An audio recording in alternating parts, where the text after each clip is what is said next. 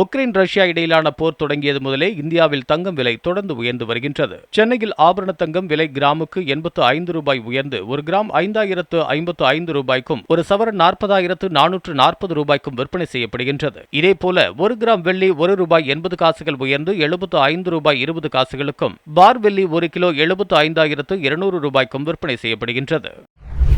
சென்னை விமான நிலையத்தில் தொழிலதிபரின் பையிலிருந்து 2 துப்பாக்கி குண்டுகள் பறிமுதல் செய்யப்பட்டன. டெல்லியைச் சேர்ந்த சுனில் சொல்லாக்கி என்ற தொழிலதிபரின் கைப்பையை பாதுகாப்பு அதிகாரிகள் ஸ்கேன் மூலம் பரிசோதித்த போது அதனுள் குண்டு இருப்பதற்கான எச்சரிக்கை மணி ஒலித்தது. பாதுகாப்பு அதிகாரிகள் கைப்பையை தனியே எடுத்து பார்த்தபோது அதனுள் வெடிக்கும் நிலையில் துப்பாக்கி குண்டுகள் 2 இருந்ததை கண்டுபிடித்தனர். தொழிலதிபரின் பயணத்தை ரத்து செய்து விசாரணை நடத்தி வருகின்றனர். ஸ்மார்ட் போன்கள் மூலம் பல்வேறு குற்றச்சம்பவங்கள் நடைபெறுவதால் தேவையில்லாத போது ஜிபிஎஸ் மற்றும் இருப்பிட சேவைகளை முடக்கி வைக்குமாறு சென்னை மாநகர காவல்துறை அறிவுறுத்தியுள்ளது. சமூக ஊடகங்களில் செக் இன் செக் அவுட் விவரங்களை பகிர்வதை தவிர்க்க வேண்டும் என்றும் அறிவுறுத்தியுள்ளது. இதன் மூலம் தேவையில்லாத சிக்கல்களை தவிர்க்கலாம் என்றும் ஸ்மார்ட் போன் பயன்பாட்டாளர்களுக்கு மாநகர காவல்துறை அறிவுறுத்தியுள்ளது. பஞ்சாபில் பாதுகாப்பு படை வீரர்களுக்கு இடையே முற்றிய பிரச்சனையால் 5 பேர் உயிரிழந்துள்ளனர். அமிர்தசரஸ் பாதுகாப்பு படை வீரர்களிடையே திடீரென மோதல் ஏற்பட்டது. ஒருவருக்கொருவர் துப்பாக்கியால் சுட்டுக் கொண்டதில் 5 பேர் உயிரிழந்தனர். எல்லை பாதுகாப்பு படையில் மூத்த அதிகாரிகள் நிகழ்விடத்திற்கு சென்று விசாரணை நடத்தி வருகின்றனர்.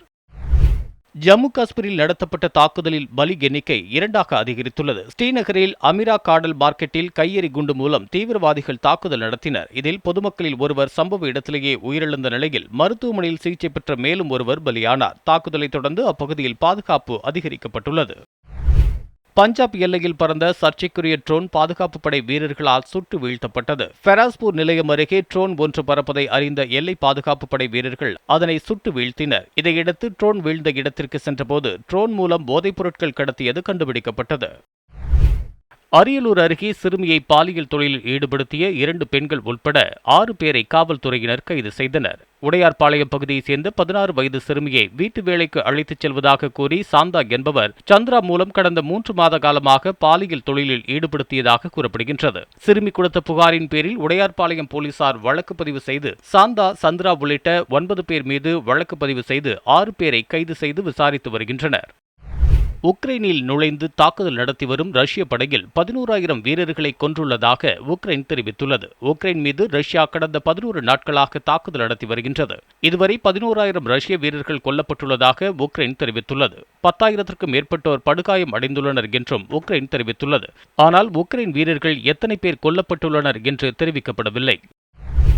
உக்ரைன் மீது ரஷ்யா நடத்தி வரும் போருக்கு எதிராக ரஷ்யர்கள் போராட்டம் நடத்தி வருகின்றனர். பேச்சுவார்த்தை மூலம் தீர்வு காண வலியுறுத்தி வருகின்றனர். ரஷ்யாவின் பல்வேறு நகரங்களில் போராட்டம் நடத்தியதாக இதுவரை 4,300 பேர் கைது செய்யப்பட்டுள்ளதாக கூறப்பட்டுள்ளது.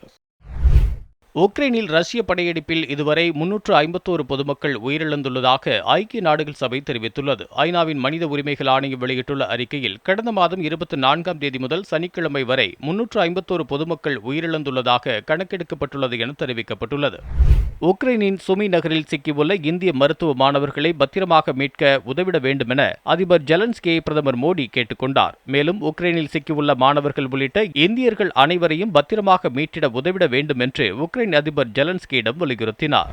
ரஷ்யாவிற்கு எதிராக சண்டையிட்டால் உக்ரைன் நாட்டின் எதிர்காலம் கேள்விக்குறியாகும் என ரஷ்ய அதிபர் விளாடிமிர் புதின் எச்சரித்துள்ளார். இதுகுறித்து பேசிய அவர் உக்ரைன் தலைமைதான் இந்த நிலைக்கு காரணம் என்று பகிரங்கமாக குற்றம் சாட்டினார். தற்போதும் இதே நிலையை உக்ரைன் தலைமை கடைபிடித்தால் அந்நாட்டின் எதிர்காலம் என்னவாகும் என தெரியாது என கூறியுள்ளார்.